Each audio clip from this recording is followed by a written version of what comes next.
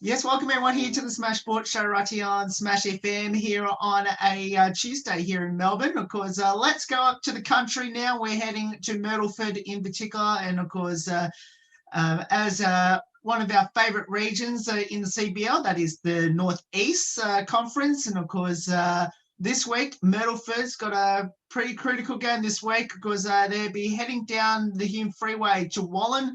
And, of course, take on the Panthers on Saturday night. And, of course, we've got two very special guests from the Myrtleford Saints basketball team to tell us all about it. Thanks, both of you, for joining us. Thanks for having us. Thank you. No worries. Well, I'll get both of you to introduce yourselves and tell us what position both of you play on the court.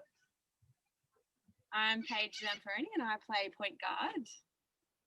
I'm Amy Antonello and I play a bit of everywhere.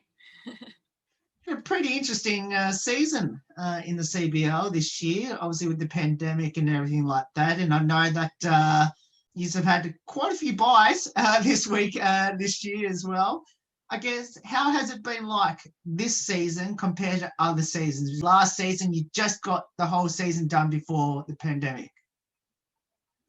Yeah, this season is a very different season. Obviously, only 5 rounds compared to our, I don't know how many we usually have, maybe 12 to 14.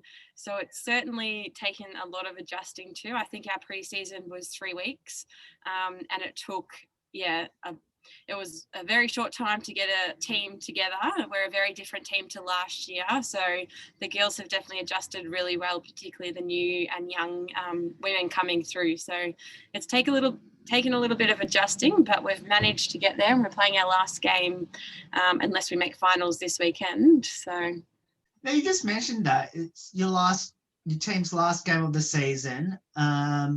Even though I think there's 2 rounds left in the actual season itself. I guess if you do make the finals, of course, you need to win this weekend to do it as well. I guess, what are you going to be doing for like the next 2 weeks heading to finals if you do make it? Just a lot of restructuring and just going over what we've been doing, really. Really just working on our team skills and going over our plays. Yeah, we're quite a new team playing together this year. So I think we've had to spend extra work in just developing those basic skills, particularly with the plays and structuring our plays sometimes, or particularly in our third quarter of games, we fall apart. And I think it's because we're so focused on trying to get the play right and we're forgetting just to play general basketball. So we do spend a lot of time on our plays at training. Definitely. How important is this week's game against Wallan when you head down the Hume Freeway, knowing that, between top and where you are at the moment in 5th, there's only 1 game between yourselves and Seymour? We want to make finals. I guess that says it all.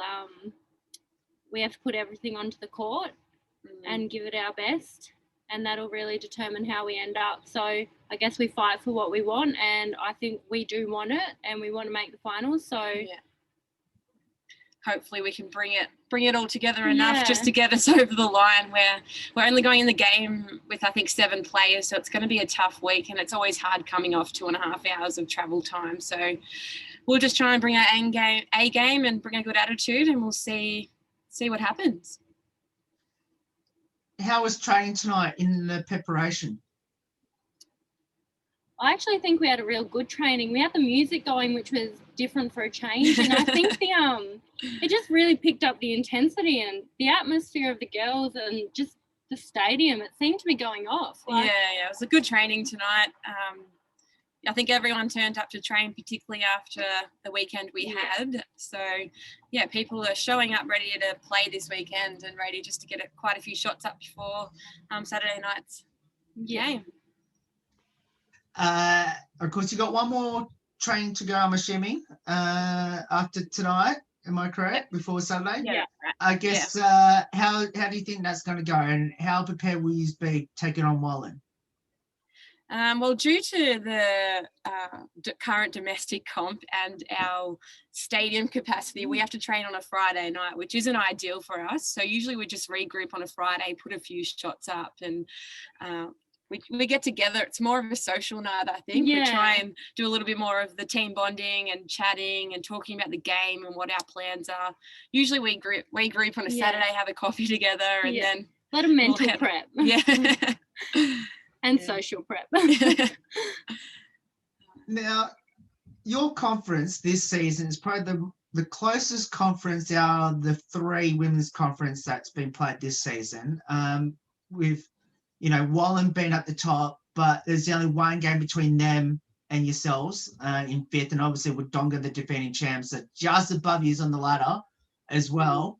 I guess, are you surprised in the way how close, especially the 5 teams have been this season? Obviously, I know Benalla has struggled a bit, but I guess other than that, have you been surprised? Not really. Like, I personally haven't. Our comps always seems to be so close. The wins, when you have a win, it's always just that bordering, the team just comes to at the end. And I think that with the circumstances of this season, there's a lot of teams that have just had to pull teams together last minute or have been searching for players, and trainings have been different. I think it's just thrown a bit of a spanner in the works, and all the teams have seemed to have done really well and the clubs have got around it, and it seemed to have produced a really good season. So I'm pretty impressed and not surprised with how it's gone, but what about your thoughts? I think it's been a really good competition, considering I didn't have any expectations coming into the season. I really didn't know what to expect, didn't know what teams would have entered, and I was surprised when we got a team together. So I'm not surprised. It's always a good competition here in the Northeast, and I think Myrtleford, being such a small town, we're lucky that we have a lot of talent here, and we bring it up to those bigger towns. So I'm pretty proud of Myrtleford. We're a good community. Yeah, definitely. I'll try and make sure I come up to one of your home games next season, in particular, considering, as you mentioned, this weekend coming up is your last game of the year. But tell us a bit about the team, and I guess, how young is the team? Because by looking at the team photo and all that, it's a pretty young team. Yeah, we are. I'm the oldest. But who's our youngest? Maybe Evie or Molly? Yeah. So we're pretty young side. The team's different this year, as I said. I think we've gelled really well. We all get along really well. We've all got the one interest of making finals. So it's been pretty good so far. I think the ages range from 15 to what? 26. 26, and I think it's good to have that range in age. Like, you've got your older ones, like you've got Paige here, who brings that leadership, and then you've got the young ones who come through. They keep that intensity at training. They're always looking to improve their skill, and then you've got your mid-range who are always pushing to keep the intensity going, to show that leadership as well and build upon their skills. So all in all, I think that it's really good to have that range. Now, of course, both of you just come out of training. Of course, in that brand spanking new stadium behind you, behind that ute. You might as well, if you're happy to show us the front of your amazing stadium for everyone here in Melbourne, no idea. There it is. Myrtleford, fabulous new sporting centre. Now, for both of you, Paige and Amy, I guess, how special is to play your home games at that stadium? And I know it's going to be the silliest question I'm going to ask, but is it better than your old stadium?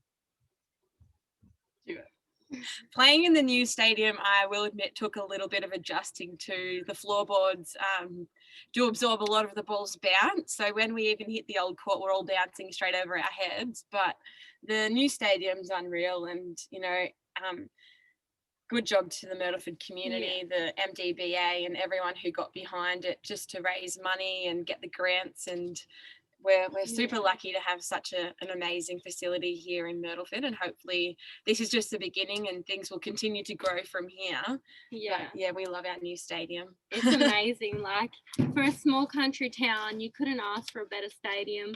The community just comes together, and the atmosphere. I think you could play in any stadium in Myrtleford. You'll play outside. I think it's the spectators here that make the game that bit better. Love our town's atmosphere, and the stadium just tops it off. Great design and great space. Yeah. Now, I have to ask, and I think I might know the answer to this question, but is there one particular team in your conference that you would love to beat the most? Yeah, Wodonga. Yeah. Yeah. You know, they bring a lot of talent. They've got a lot of senior players and a lot of talent, but I still think we bring the fitter team at the end of the day, and the team with a good attitude. So maybe we'll beat them one day, maybe we won't, but it's always good rivalry coming up against Wodonga, and you know, we all know the girls, and it's always a really good challenge. I enjoy playing against them. I do. It's always a great game on the court, and as Paige said, we know each other off the court, and it's all great fun and games afterwards, but on the court as well, it's great. It's super fun. It just it's just our tough game, I think, and both teams have that skill, and one day we'll get there. How did both of you get involved in basketball, and why did you choose it? Oh God, we're talking years ago now, but I think I got involved. I think it was maybe a sport that my parents put me into initially from a very young age, and I just followed it through at different levels, and then just continued to pursue it as an adult. So yeah, I enjoy the game. I think it brings you learn a lot from the game, particularly going up through the levels as a young adult or a young lady. You learn social skills. You need to meet new people. You learn how to develop a good attitude, and I think it teaches you a lot of things that I think sports as a young person is really important. It teaches you a lot of those social skills and communication skills, and it also gives you the challenges that you need to overcome as well. And yeah, I think it's probably shaped me into the person I am today, and yeah, I still enjoy it today. I've had a similar story to Paige. Parents put me in it, one of those sports that sign you up on the notice board, and then went through the levels as well. And as Paige said, just you go through those stages where you learn those challenges and you overcome them. You build those skills, your resilience, your patience, your leadership. And I think today, I still think those are really important qualities you need, and I want to pursue that throughout my life and career. So I'm still here playing and trying to bring that into the new generation of young future basketballers. So now it's our turn to give back, really. So yeah, certainly. Still here playing. Any highlights throughout both your basketball journey so far? I think Myrtleford having a team in the Country Basketball League was a highlight. You know, it took a lot of drive from the community and players. You know, Brendo and Rachel initially got together, and yeah, it was a pretty big thing for the town. So I think that's probably a highlight, having such a small community involved in the Country Basketball League. You know, we're only a town of about 4,000 people. I think that is growing very quickly at the moment, but you know, I think it's pretty impressive from a small town, and it was really nice to be a part of that. I think we've both been a part of it for the 4 years that Myrtleford's been involved. So too many to name. Now, of course, both of you mentioned about what position both of you play on the court. If you had a preferred position where you like to convince your coaches to put you, where would that be? I'm pretty happy in point guard. I like playing point guard. I like the position. Yeah, I wouldn't change it. I would like to probably go to a number 3 where I can pass the ball around a bit more instead of being in the post and getting rejected because I'm not tall. Yeah. What does the sport of basketball mean to both of you, especially playing there at Myrtleford? I think it's just given me a lot of skills in life that I've, taken on board. And as Amy said before, you take these skills that you learn into your career and the resilience that you build. I think they're really important skills. And I work for an acute mental health service, and you see, young people who may not get these opportunities, or young people who don't choose to get involved in sport, and you just see them not having the same opportunities that you may have had when you've been involved in community sports, even if it's footy or netball. So I think it's been really a really important aspect of my life, and I value it still. So, and the community that it brings and the community that you meet is probably one of the most important things. You come to basketball training in a bad mood, you always leave in a good mood. So yeah, it's good for your mental health. I probably sum up basketball with the three P's: pride, passion, and persistence. Yeah. Just keep it simple. Like, I love it, and I have so much pride in the sport, pride playing for my town, my passion for the sport. I could do it every day. And persistent, like, you learn that resilience. You just keep on going. Like, no matter what, you're going to turn up to training, you're going to turn up to your game. It's just a sport you keep coming back to, and it's going to be there forever. And the more people that can get around it, the better it is for mental health, as Paige said, and it's great for the community. So,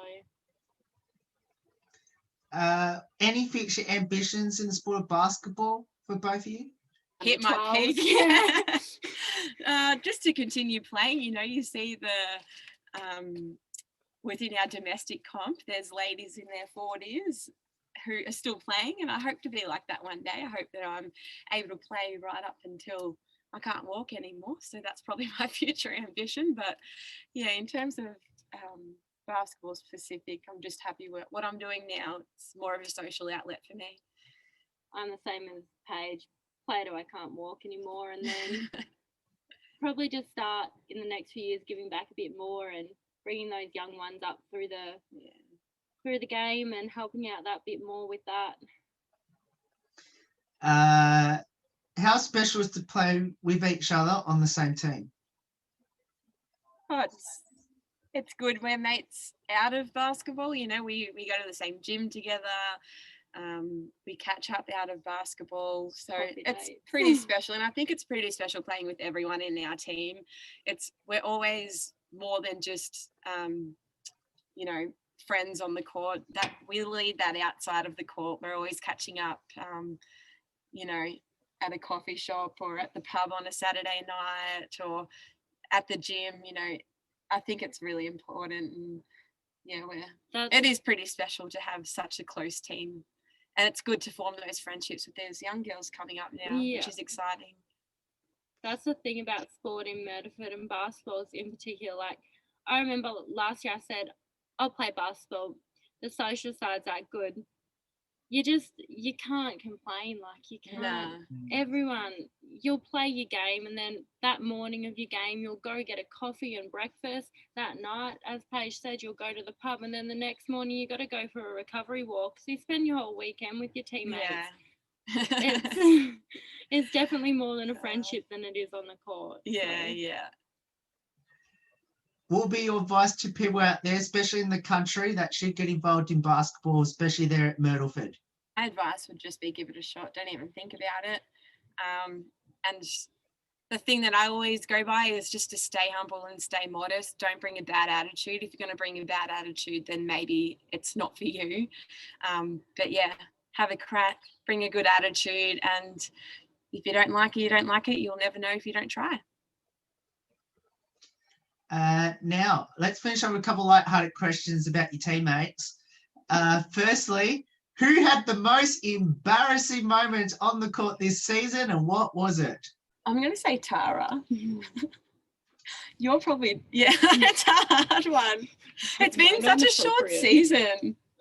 I'm going to say Amy and Tara. They both play like they're playing Aussie rules instead of basketball. They just bowl through players regardless if they're playing defense on them or not. So Amy and Tara definitely bring it every week, and yeah, they definitely bring more of a physical side to a physical game of basketball. We'll just go with that. Who's the comedian in the team? You. It's probably Amy. She's probably the most inappropriate. Poor Corey, our coach, has to with all sorts of talks that us girls have. As you can imagine, it ranges from experiences in the toilet to Saturday nights and anything you can possibly imagine. We usually discuss before or during training, and Corey's always doing these ones and saying, girls, shut up, I don't want to hear any of that. We decided that we're a very open team, and if that means descriptions that are very fluent and have visuals, I think that it's important. We have to be very open, so it just makes it more connected and more bonded. Do you have a pre-game superstition or ritual? Well, I do. It's a problem though, because we wear white uniforms, but I have to wear these fluoro pink undies. And if I don't wear them to play the game, I feel like I'm going to play terrible. So it's either sacrifice playing bad and not wearing the undies, or wear bright pink undies with a white pair of shorts. That's my superstition, and I want to win, so we wear the fluoro pink undies. I don't really have one. No, I don't really have one. I just need to be at the game early. I can't be late. If I'm late, then I feel flustered and I bring that into the game. So I definitely think the only thing is probably rocking up on time. And yeah. Sally has a chakra, like a yeah, Sally in our team brings a crystal. No one's allowed to touch the crystal, otherwise we steal her energy. So that's one of our teammates, Sally Gorder. Not sure if any of the other girls bring anything. I'm sure they've got their own little things that we haven't picked up on yet. Now we'll finish up with this one last one. Do either of you have a pump-up song that you do on your drive to a variety of venues in the CBL on the road? What's yours? Mine's a landslide. Oh. I don't know why, I can just sing it at the top of my lungs. Not sure how it's a pump up, but it gets me going. I do listen to a bit of G Flip on the way. I do crank her up. I never get sick of her song. So yeah, G Flip probably gets me to the game. Amy and Paige, thank you so much for giving up your time to join us after training tonight. Also, I want to wish both of you all the best for the game against Wallan, which is played at RB Robson Stadium in Wallan and on Saturday night. And we might be coming over to see your game on Saturday night. So, and obviously meet your whole team. But best of luck, and hopefully we'll get to see us on Saturday night. Thank you for your time. Yeah, thank you very much, Will, and hopefully we can see you there.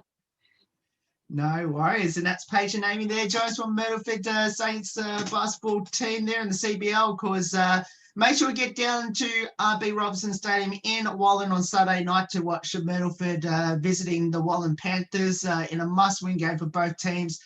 Of course, on Saturday night, which is not that far from the city of Melbourne. So, of course, make sure you get up the Hume Freeway and check that game out. There's more on the Smash Sport Show right after this. Don't go away here on the Tuesday edition.